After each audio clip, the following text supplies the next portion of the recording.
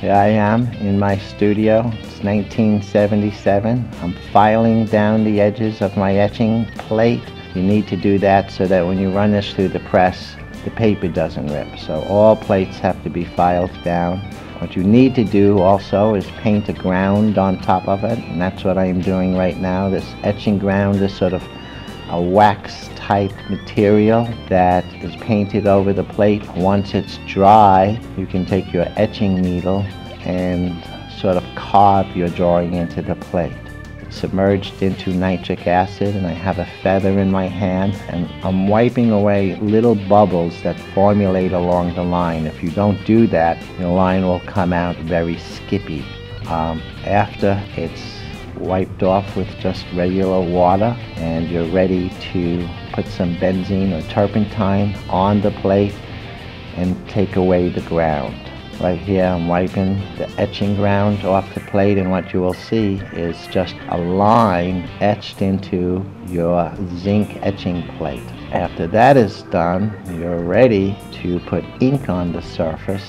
You need to cover that plate with a lot of ink. You need to get the correct pressure on your etching press to make sure that your print will print properly. Also, you need to submerge your paper into water, probably for a couple hours, because you need that paper to be very absorbent. Here I am mixing my ink, making sure that the ink is of the right quality and substance, and you're spreading it over the plate, pushing it into those lines that was etched. You really want to make sure you put a lot of ink on your plate, because you do not in any circumstances want a skippy line. After you do that, you have what's called a tarlatan, and you ball it up into a tight ball. Wipe the ink off the surface of the plate so that the ink is only inside the line that you've drawn out. Another process is taking an eraser and taking a piece of newspaper, which I am also doing right now. Make sure that there's no ink on the surface of the plate. It gives the plate a nice sort of buffy, shiny surface, and at the same time keeps that ink in the line. You must also wipe the ink off the sides of the plate, which has been filed down, because you don't want ink around the border. Now I'm taking the paper, which has been submerged in water, and I'm blotting that out so that it's not too wet. And that's a cake roller that I use. At this point, you want to carefully put that piece of paper over your plate. You want to get it perfectly square so that the image itself is right in the middle of the paper, and that you also have a nice border. Now, these are felts that you put over the plate because you're running this plate through your etching press, and the felts actually help with the pressure, and it protects the paper. You have to carefully lift the felt, hoping for a nice clean print with no smears. This image has to dry out at least 24 hours before it can be hand painted. And here I am hand painting my print. Back then I used to use an opaque watercolor and paint in all the details, all the colors. And this was the most tedious of the process. It just takes a lot of time.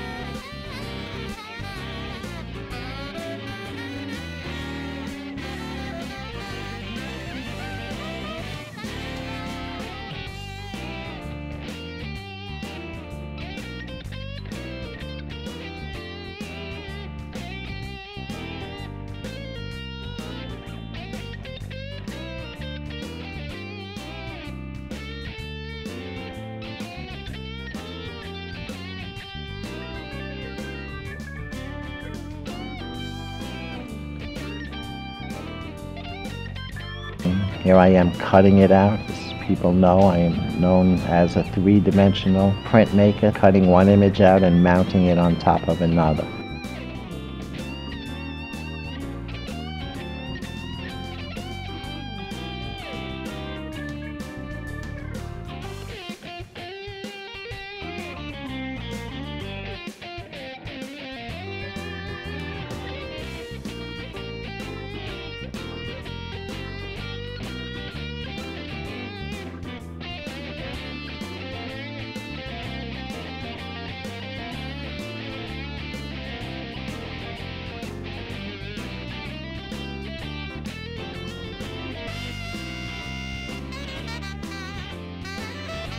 voila, here you have the finished piece.